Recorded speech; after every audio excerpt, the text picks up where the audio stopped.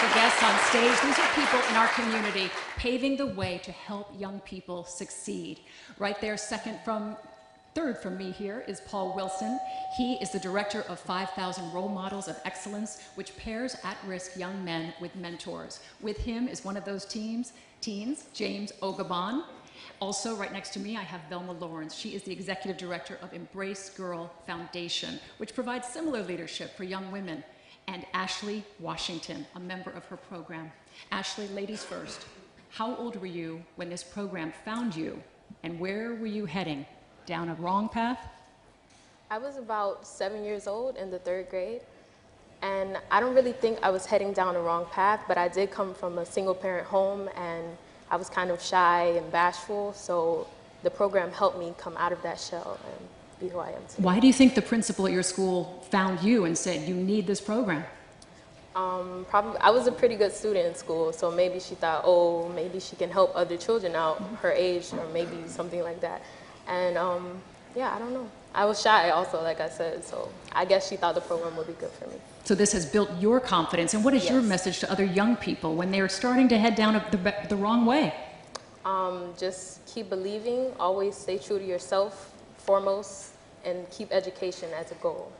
Velma, you run this program, Embrace Girls. Is it all about building confidence so girls make good choices? Exactly. If they don't make good choices, especially early on, that's why we mentor early on in elementary school, because we can catch them, be able to allow them to instill the values that they need, character choices that they can make so that they can navigate through middle school. We also assist them with their homework, social skills, life skills. The parents are engaged, we're engaged with the teachers, so it's a wraparound service. We provide the assistance for the entire family.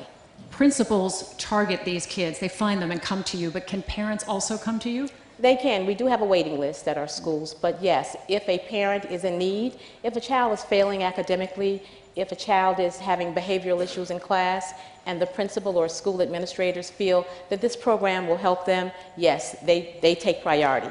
They are placed in the program, and their mentorship begins immediately. James, I want to hear from you. We can't hear enough from the young people. How old were you when 5,000 Role Models found you, and where were you heading?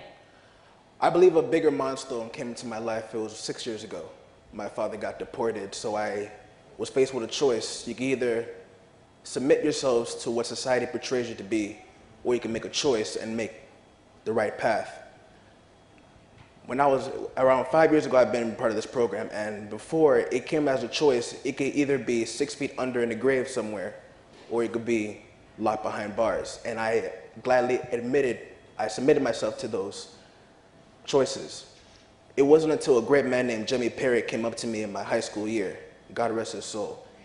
He saw something in me that I had yet to see in myself. He knew who I was before I even knew what it was I was to become.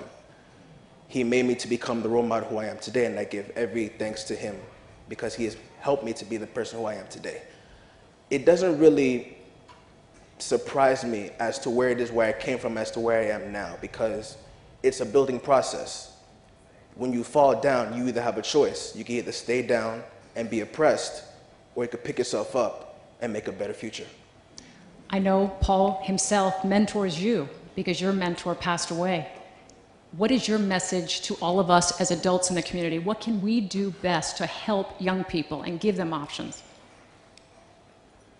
James, what do you think we can do? I believe it's better to not look towards a gun and look towards the goals. I believe it's better to not waste brain cells on shenanigans and start looking towards aspirations. Paul Wilson, how many kids do you have in your program? We service 6,000 kids across Miami-Dade County. Do you have a waiting list too, or are you able to service everyone? I do have a waiting list of schools that want to join on, but with the support of our fantastic superintendent as well as our school board, we're expanding the program every day.